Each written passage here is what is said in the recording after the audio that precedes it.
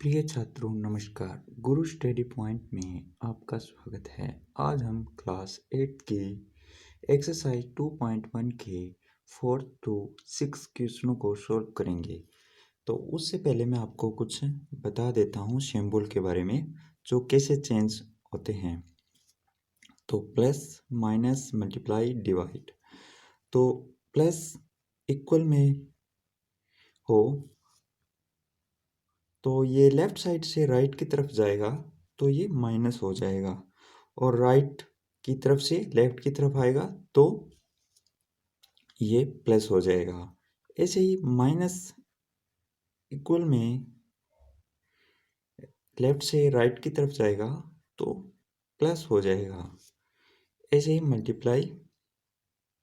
Multiply left से right की तरफ जाएगा तो डिवाइड हो जाएगा। और ऐसे ही डिवाइड इक्वल में लेफ्ट से राइट की तरफ जाएगा तो मल्टीप्लाई हो जाएगा। तो ये अपने चेंजिंग होती रहती है इसमें। तो आई होप तो आपको समझ में आ गया होगा। अब हम क्वेश्चन को सॉल्व करते हैं। फोर्थ क्वेश्चन हमारे पास है 3/7 प्लस x इक्वल में 17/7। हमें इसमें x की वैल्यू निकालनी है। तो आंसर x इक्वल में हमारे पास है 17/7।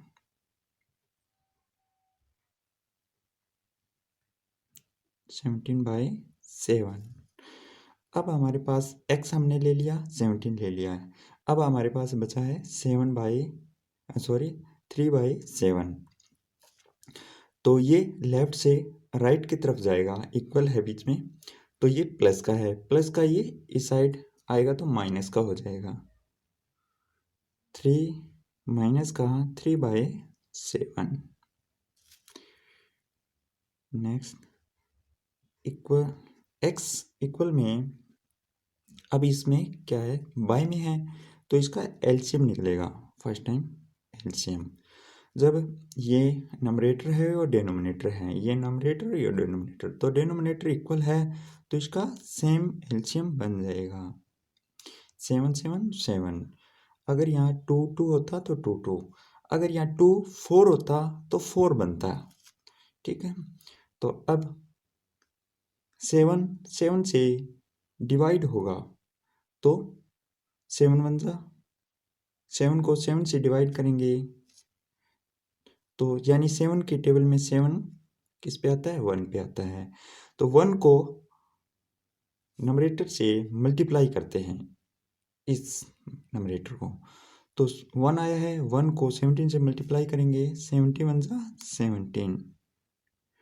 नेक्स्ट मार्का हमारे पास माइनस, 7 को 7 से करेंगे, 7 1 जा 7, 1 आ गया, 1 को 3 से मल्टीप्लाई करेंगे, 3 1 जा 3।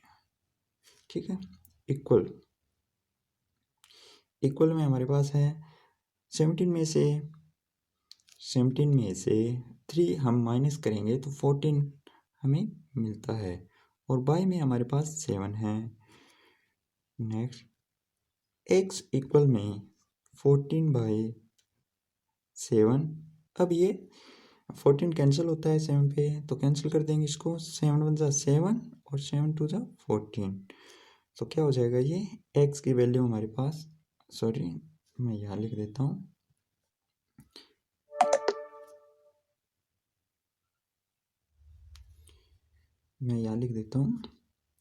x इक्वल में हमारे पास है 2।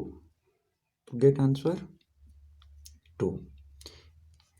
नेक्स्ट सम फिफ्थ हमारे पास है 6x इक्वल में 12। 6x 12, 6x इक्वल में 12। इसमें भी हमें x की वैल्यू निकालनी है। आंसर एक्स इक्वल में हमारे पास है 12। अब मैंने आपको बताया था मल्टीप्लाई, यानी 6 एक्स के साथ मल्टीप्लाई है तो मल्टीप्लाई बराबर से यानी कि इक्वल के इस साइड जाएगा तो क्या होगा, डिवाइड होगा, ये इसके साथ डिवाइड हो जाएगा, इसके साथ डिवाइड होगा तो 6, अब डिवाइड होगा तो 6 को 12 से 6 बन जा 6, 6 टू द 12, तो x की वैल्यू हमारे पास आ जाएगी 2। ठीक है, अब हम 6 सम करते हैं। 6 सम हमारे पास है t/5 इक्वल में 10। आंसर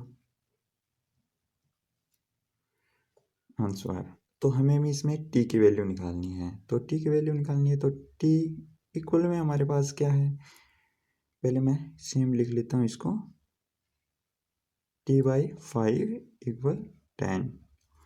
नेक्स्ट करते हैं आगे इसको, t इक्वल में हमारे पास 10 है।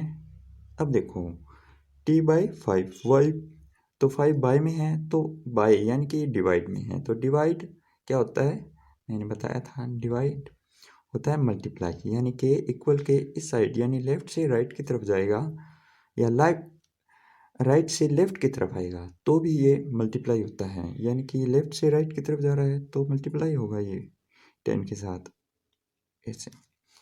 अब 10 t की वैल्यू हमारे पास आ जाएगी, 10 को 5 से करेंगे 15, 10 5 जा 15, तो t की वैल्यू हमारे पास 15 आ चुकी है, तो ये हमारे पास इसका आंसर आ चुका है। आई होप कि आपको समझ में आ गया होगा। Thank you.